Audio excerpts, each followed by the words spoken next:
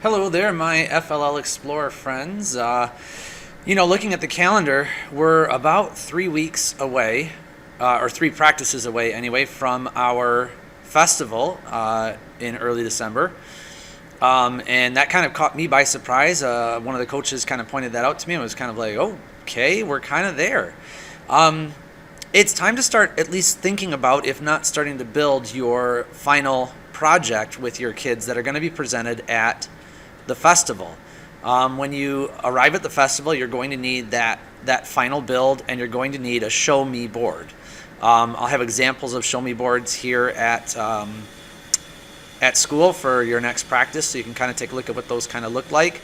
There's no necessarily specific format for them, but the idea is that there are pictures on there, maybe even some words, whether they're written by the kids or dictated by the kids and maybe written by you or typed by you, that kind of document the process that the kids went through the year. And the goal of that board is to give the judges something to look at and then ask questions about for the kids. It's a topic for the kids or something that kids can talk about. So the final build needs to have elements from shipping. This year they're doing something a little different. They've always done the final build on this kind of like larger base plate. That's about 9 of the smaller base plates, about 9 of these put together. And that's not what they're doing this year. And that, again, was brought to my attention by a couple of coaches. So thank you for that. I appreciate it, because my team is not quite that far along. But we're building this year on the map that was provided to us, which should make for an interesting situation because there's no way to attach anything to that.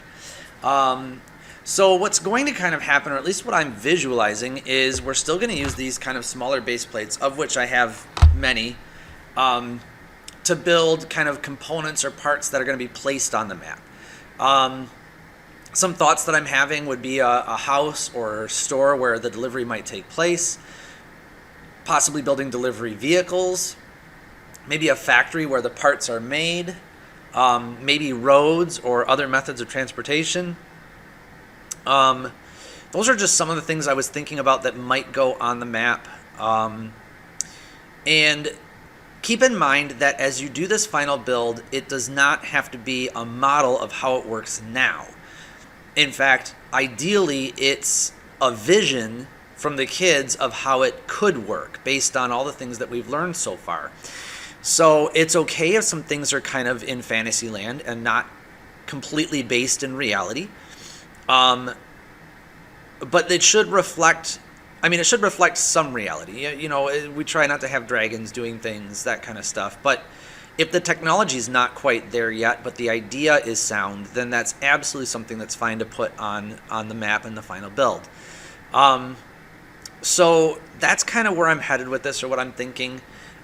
Your final build does need to include the sorting center. It needs to include a programmed moving part, which the sorting center would count for that if you build it and program it. Ideally, it would not be stock. It would not be standard, meaning if you wanted to add, one of the challenges was to add like a safety sensor to the system. That would be something that you've added that would make it so it's not completely stock, not completely the way it was built with directions. Just adding something that might that would be creative or take it to that next level. Or you can make a whole nother part in addition to that. You still have to include the sorting center, but in addition to the sorting center, potentially adding another thing, maybe a vehicle, or maybe the house has a sensor so that when the package is delivered, an alarm goes off letting the customer know that the package had gotten delivered. I don't know. It's up to the kids. They can kind of create and make whatever they want. To that end, I do have a box with extra sensors, with extra motors, with extra programmable units. I don't know that you can have 2 programmable units easily, but it's something that if the kids want to explore that, we could totally do, that we have some of those. So just I'll try to have that accessible someplace so that you can get to it and get what you need out of it. Please use only what you need. And I'm just going to remind you to keep the We Do kit separate. Nothing from the We Do kit should go into your final build.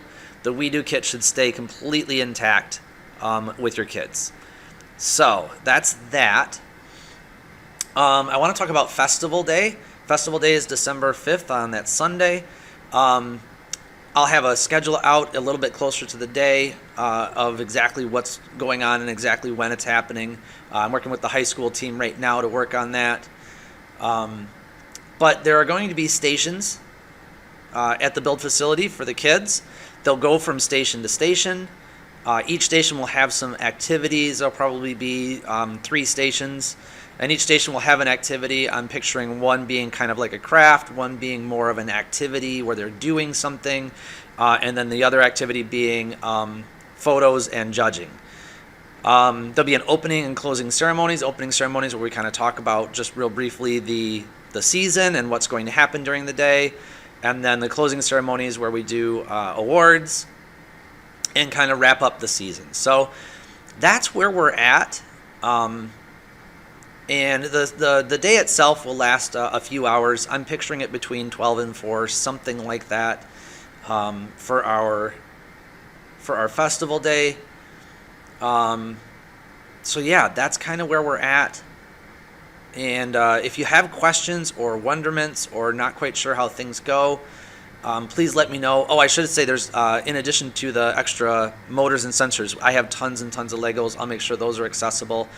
I'm also going to try to clean out the cabinets underneath the counter where the fish tank sits to house our projects, or at least a couple of those cabinets that might be able to house our projects. So that could be where you could store your projects in between practices the next couple of weeks. So that's kind of what I'm thinking. So if you have any questions, thoughts, comments, let me know. Let's keep a good dialogue going about this. I don't want it to be something that scares you.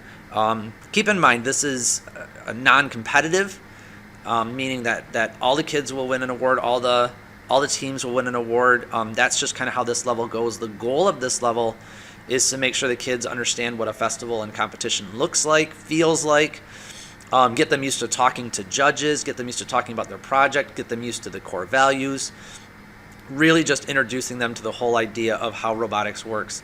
When they get to the Ryan Intermediate, the 3rd, 4th, and 5th grade teams do compete for trophies.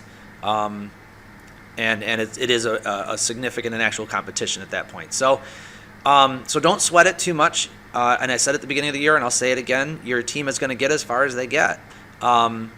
So it's kind of time to shift that gear and head towards starting to do that final build and the Show Me project and head to that. So thank you all again.